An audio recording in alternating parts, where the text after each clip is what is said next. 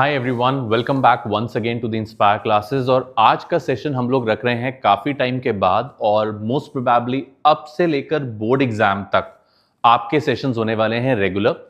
Previously मैंने बहुत सारे छोटे छोटे वीडियोस रिकॉर्ड करे थे डिसोल्यूशन पे, डिबेंचर्स पे, शेयर्स पे, एंड आई होप आपको उसमें से कुछ वीडियोस से डेफिनेटली हेल्प हुआ होगा।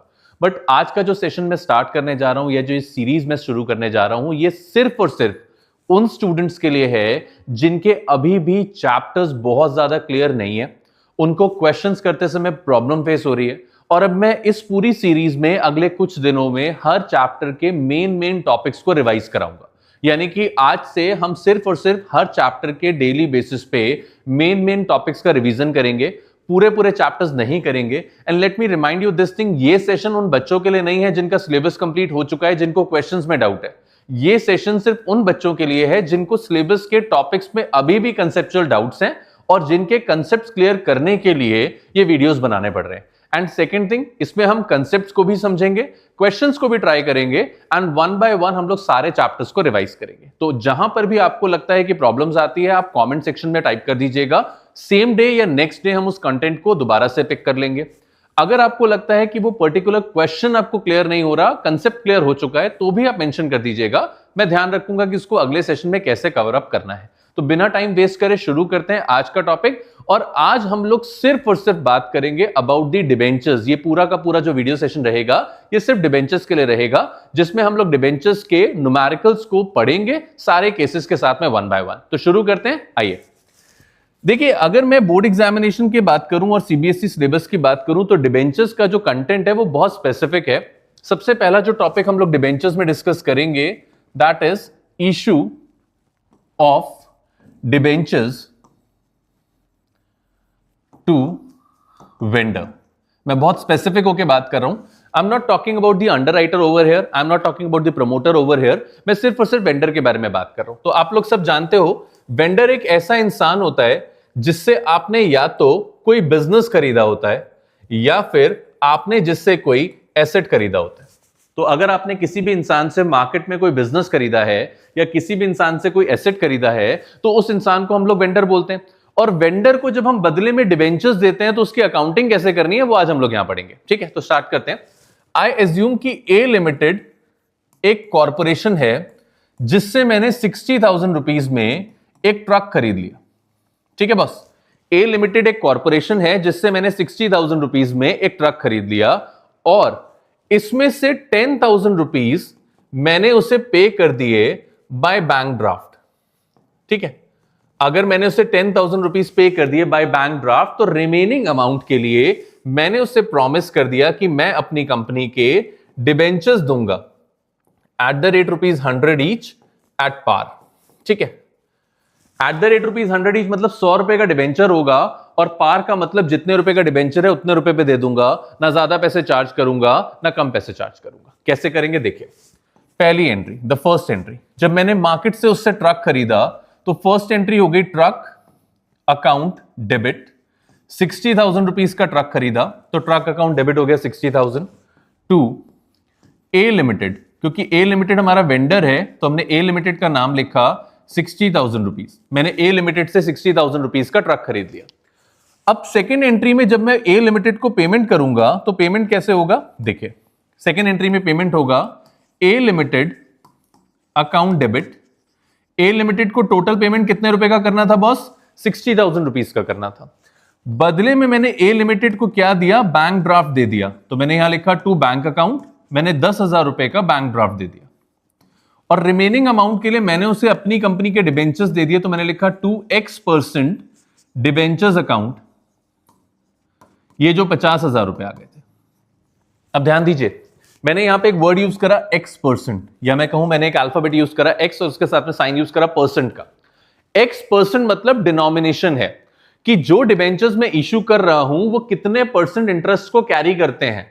तो अगर मेरे पास क्वेश्चन में ये नहीं पता कि मैं कौन से डिबेंचर्स को इश्यू कर रहा हूं तो मैं उसके आगे वर्ड क्या लगा दूंगा? x% लगा दूंगा, क्योंकि मुझे रेट ऑफ इंटरेस्ट नहीं पता। ये दो एंट्रीज मैंने पोस्ट करनी है अगर मैं अपनी कंपनी के डिबेंचर्स पार वैल्यू पे अगेंस्ट परचेज कंसिडरेशन देता हूं। ध्यान रखिएगा, पार वैल्यू पे, ना ज्यादा वैल्यू पे ना ही कम वैल्यू पे। आ रही है बात समझ में?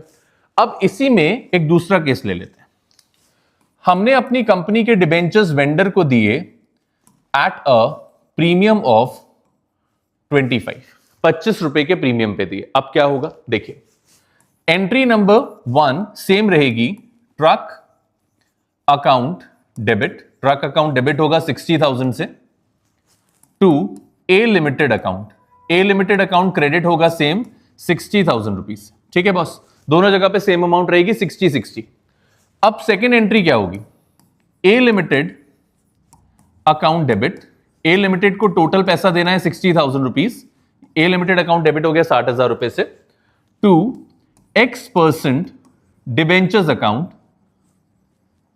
To X% debentures account, premium पे देना है तो लिखेंगे टू सिक्योरिटीज प्रीमियम अकाउंट, क्योंकि प्रीमियम पे इशू करेंगे तो प्रीमियम हमारे लिए क्या है, एक इनकम हो जाएगी, तो टू सिक्योरिटीज प्रीमियम अकाउंट, और साथ में बैंक ड्राफ्ट भी दिया था तो टू बैंक अकाउंट। अब देखिएगा ध्यान से, 10,000 रुपए का हमने बैंक ड्राफ्ट पे करा था तो हमने बैंक के आगे लिख दिया 10,000 रुपए।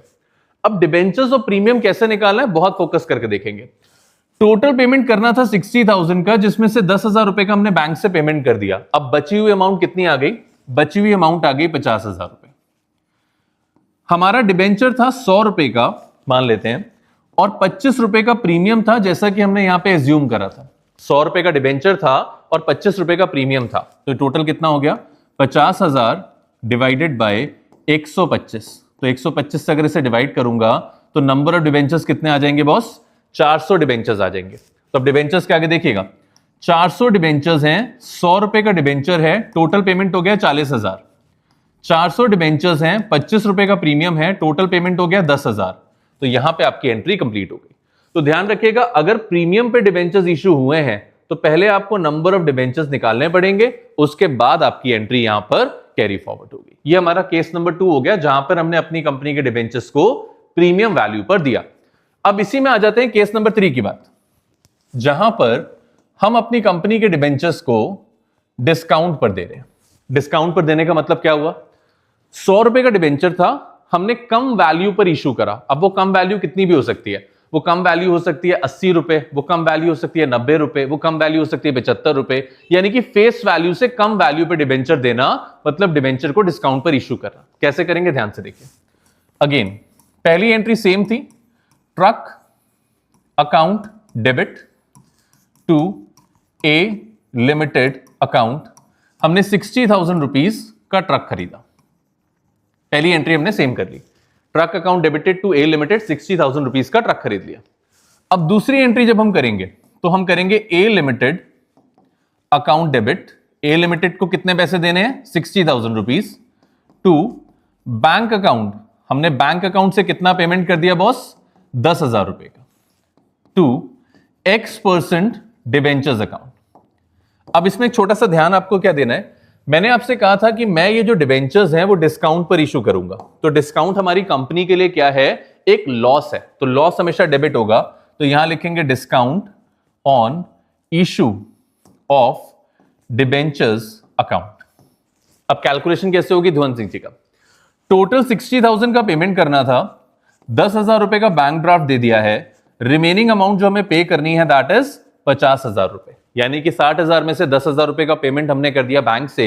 अब रिमेनिंग अमाउंट जो हमें पे करनी है दैट इज 50,000 रुपए। अब इस रिमेनिंग अमाउंट को हम डिवाइड करेंगे, कैसे डिवाइड करेंगे ध्यान से देखिए।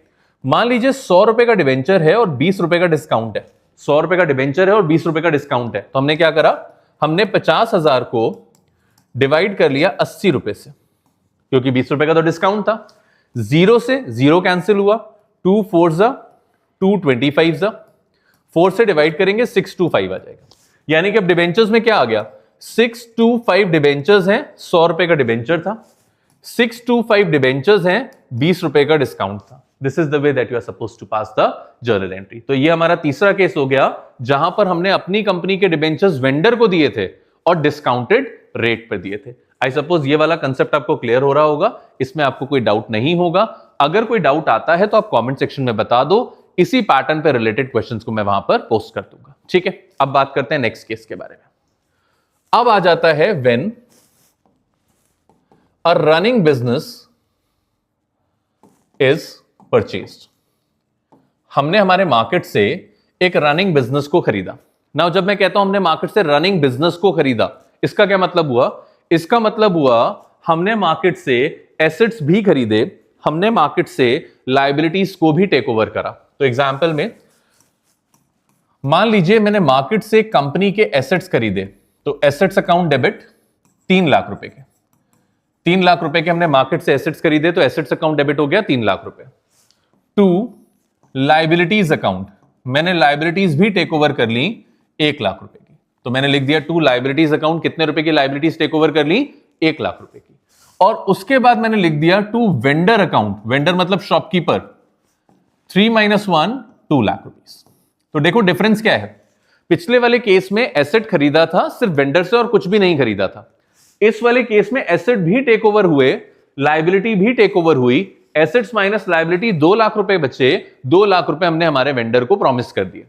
अब जब सेकेंड एंट्री में पेमेंट होगा तो वेंडर अकाउंट डेबिट होगा, वेंडर अकाउंट डेबिट, वेंडर को कितने पैसे देने हैं? 2 लाख रुपए, यहां से 2 लाख रुपए आ गया। अब वेंडर को पैसे डिबेंचर्स की फॉर्म में देने हैं, तो हमने लिखा to X% debentures account 2 lakh रुपए। अब प्रीमियम होगा तो प्रीमियम वैसे डील होगा, डिस्काउंट होगा तो डिस्काउंट वैसे डील होगा, इस पर्टिकुलर सिचुएशन में डीलिंग ऐसे ही होगी। लेकिन यहां पर एक छोटा सा कैच है। क्या कैच है? जब भी हम वेंडर को डिबेंचर्स दे रहे हैं, यानी कि मार्केट से बिजनेस को खरीद रहे हैं और वेंडर अराइज हो रहा है, तो 90% केसेस में हमको परचेज कंसिडरेशन क्वेश्चन में दिया होता है। नाउ व्हेन आई से परचेज कंसिडरेशन दिया होता है, इसका क्या मतलब हुआ? इसका मतलब मैं आपको बताता हूं छोटे से इलस्ट्रेशन से, ध्यान से देखिएगा। Assets 7 lakh, liabilities 2 lakh. हमने मार्केट से एक बिजनेस खरीदा जिसमें एसेट्स है 7 लाख रुपए के, लायबिलिटीज है 2 लाख रुपए की, at a valuation of 6 lakh. यानी कि पूरा का पूरा रनिंग बिजनेस जो हमने खरीद लिया वो 6 लाख रुपए में खरीद लिया। अब क्या होगा? अब देखो क्या होगा। अब होगा एसेट अकाउंट डेबिट, क्योंकि हमने मार्केट से एसेट को खरीदा है, तो एसेट अकाउंट डेबिट तो हो जाएगा 7 लाख रुपए, क्योंकि हमने मार्केट से क्या खरीदा? 7 लाख रुपए का एसेट खरीदा। बदले में हमने टेक ओवर करी है कुछ लायबिलिटीज, तो लायबिलिटीज अकाउंट को क्रेडिट कर देंगे 2 लाख रुपए से, क्योंकि हमने 2 लाख रुपए की लायबिलिटीज टेक ओवर करी है। और ये पूरा का पूरा जो बिजनेस परचेज हुआ है, ये हुआ है हमारा वेंडर से 6 लाख रुपए में, तो हमने यहां लिखा टू वेंडर अकाउंट, वेंडर को प्रॉमिस हमने कितनी अमाउंट कर दी? 6 लाख रुपए। अब आप ध्यान से देखो, क्रेडिट में टोटल आ रहा है 8 लाख, डेबिट में टोटल आ रहा था 7 लाख, मतलब सस्ते बिजनेस के लिए ज्यादा पैसा चुका लिया। अब यहां पे जो 1 लाख रुपए का डिफरेंस आ रहा है बेटा जी, इस डिफरेंस को लिखेंगे गुडविल अकाउंट। अब आप कहोगे सर गुडविल अकाउंट क्यों लिख रहे हैं? अरे बच्चों, अगर हमने कम वैल्यू के एसेट खरीदे और उसके बदले में ज्यादा पैसे दिए हैं, इसका मतलब वो ज्यादा पैसे किसी फैक्टर की वजह से दिए होंगे, और जो ज्यादा पैसे हमने जिस फैक्टर की वजह से दिए, उस फैक्टर को हम लोगों ने यहां पे नाम दे दिया गुडविल, उसको नाम दे दिया गुडविल। आ रही बात समझ में? चलो अब देखिए, इस एंट्री के बाद after this entry normal case चलेगा। नॉर्मल मतलब vendor account debit 6 lakh to X% debentures 6 lakh. ठीक है, आप इस एंट्री को देखो, अगर यहां पे कोई डाउट है तो मुझे बताओ, फिर हम आगे बात करते हैं। ठीक है, डन, कोई दिक्कत तो नहीं है इसमें? चलिए अब इसके नेक्स्ट केस के बारे में बात करते हैं। ये तो हो गया हमारा नॉर्मल केस, जहां पर हमने कहा हमने एसेट खरीदा, हमने लायबिलिटी टेक ओवर करी और हमने उनका पेमेंट कर दिया। इसी का सेकेंडरी केस बेटा जी और बनेगा। सेकेंडरी केस क्या बनेगा? ध्यान से देखो, हमने मार्केट से एसेट खरीदा तो एसेट अकाउंट डेबिट हो गया। कितने रुपए के एसेट खरीदे? 7 लाख रुपए के। हमने लायबिलिटीज को टेक ओवर करा तो लायबिलिटीज को क्रेडिट कर दिया 2 लाख रुपए का। अब मान लो इस क्वेश्चन में हमें परचेज कंसिडरेशन दिया जाता 4 लाख रुपए का। अब उल्टा हो गया केस, डेबिट का टोटल ज्यादा है, क्रेडिट का टोटल कम है, क्योंकि परचेज कंसिडरेशन कम दिया है। तो यहां पर हमारे लिए एक रिजर्व अराइज होगा जिसका नाम होगा कैपिटल रिजर्व। ये जो रिजर्व अराइज होगा जिसका नाम होगा कैपिटल रिजर्व 1 लाख रुपए का। क्यों अराइज हो गया? ध्यान से देखिए, अगर एसेट्स का टोटल ज्यादा होता है परचेज कंसिडरेशन प्लस लायबिलिटीज के, तो यहां पे अराइज होता है कैपिटल रिजर्व। और अगर एसेट्स का टोटल कम होता है परचेज कंसिडरेशन प्लस लाइबिलिटीज के, तो यहां पे अराइज होती है गुडविल। ये दो हमारे पास पॉसिबिलिटीज बनती हैं, गुडविल अराइज होने की या फिर कैपिटल रिजर्व अराइज होने की। ठीक है, इनमें कोई डाउट हो तो आप मुझे बता सकते हो, अगर कोई डाउट नहीं है हम इसके नेक्स्ट फेज के बारे में बात कर सकते हैं। नेक्स्ट फेज क्या होगा, देखिए ध्यान से। ए लिमिटेड एक कॉरपोरेशन है जिसने मार्केट में बी लिमिटेड से कुछ सामान खरीदा। कुछ सामान इन द सेंस क्या खरीदा, हमने उनसे खरीद लिया फर्नीचर। फर्नीचर की वैल्यू थी 80,000। हमने उनसे खरीद लिया ट्रक। ट्रक की वैल्यू थी 40,000। हमने उनसे टेक ओवर कर लिए उनके बिजनेस के क्रेडिटर्स। क्रेडिटर्स की वैल्यू थी 20,000। और ये पूरा का पूरा ट्रांजैक्शन हमने करा वेंडर के साथ में, वेंडर यानी कि हमारे बी लिमिटेड के साथ में, at a valuation of ₹1 lakh. अब यहां पे देखो, डेबिट का total is equal to credit का टोटल। परचेज कंसिडरेशन दिया हुआ था, लेकिन क्योंकि दोनों का टोटल बराबर है तो कोई भी एक्स्ट्रा अमाउंट अराइज नहीं हुई। अब इस पर्टिकुलर एंट्री के बाद अगर हम अपने वेंडर को डिबेंचर्स देंगे तो क्या होगा, तो एंट्री हो जाएगी B limited account debit. Vendor को कितने पैसे देने हैं बॉस, 1 लाख रुपए, टू X% डिबेंचर्स अकाउंट, क्योंकि डिबेंचर्स इशू करे हैं। और अगर प्रीमियम पे इशू करे होंगे तो लिखेंगे टू सिक्योरिटीज प्रीमियम अकाउंट। अब प्रीमियम कैसे निकलेगा बॉस, ध्यान से देखिएगा।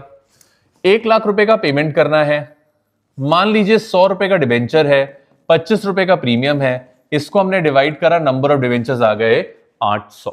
तो नंबर ऑफ डिबेंचर्स हो गए 800, 100 रुपए का डिबेंचर था, नंबर ऑफ डिबेंचर्स हो गए 800, 25 रुपए का प्रीमियम था, दोनों को मल्टीप्लाई कर लिया, हमारा क्वेश्चन खत्म हो गया। तो ये हमारा था क्विक रिवीजन, अगर हमने वेंडर को डिबेंचर्स इशू करे जब हमने उससे मार्केट से खरीदे थे एसेट या फिर कोई रनिंग बिजनेस। अब इसके बाद जो हमें नेक्स्ट टॉपिक रिवाइज करना है दैट इज कोलेटरल सिक्योरिटी। ठीक है, जो नेक्स्ट टॉपिक हमें रिवाइज करना है दैट इज कोलेटरल सिक्योरिटी। अब ये कोलेटरल सिक्योरिटी क्या होती है सर, अगर मार्केट से, किसी बैंक से, किसी फाइनेंशियल इंस्टीट्यूशन से हमने पैसे उधार लिए, हमने कोई लोन ले लिया और उस लोन के बदले में हमने कोई एडिशनल सिक्योरिटी बैंक को दे दी। एडिशनल सिक्योरिटी मतलब एक्स्ट्रा सिक्योरिटी दे दी। तो जो एक्स्ट्रा सिक्योरिटी हम देते हैं उसको कोलेटरल सिक्योरिटी बोला जाता है। तो अब कोलेटरल सिक्योरिटी में हमारे पास दो अकाउंटिंग ट्रीटमेंट है बेटा जी, एक है जर्नल बेस्ड ट्रीटमेंट और एक है बैलेंस शीट ट्रीटमेंट। अगर हम लोग बात करते हैं जर्नल बेस्ड ट्रीटमेंट की, तो ये फिर से दो पार्ट्स में डिवाइडेड है, विद सस्पेंस अकाउंट और दूसरा विदाउट सस्पेंस अकाउंट। ठीक है बेटा जी, हमारे पास दो ऑप्शंस हैं, एक है विद सस्पेंस अकाउंट और दूसरा है विदाउट सस्पेंस अकाउंट। तो अगर हम विद सस्पेंस अकाउंट की बात करते हैं तो दो जर्नल एंट्री होती है, और अगर हम विदाउट सस्पेंस अकाउंट की बात करते हैं तो सिर्फ एक ही जर्नल एंट्री पोस्ट होती है। तो अगर हम बात करते हैं सबसे पहले विदाउट सस्पेंस अकाउंट की, हमें सस्पेंस अकाउंट ओपन नहीं करना है, तो देखिए हमने बैंक से लोन ले लिया तो एंट्री हो गई bank account debited to bank loan. Bank account debited to bank loan account. मान लीजिए मैंने 2 लाख रुपए का लोन ले लिया तो यहां पे एंट्री हो गई 2 लाख रुपए से। ठीक है बस, हमने बैंक से लोन ले लिया तो हमने एंट्री कर दी bank account debited to bank loan.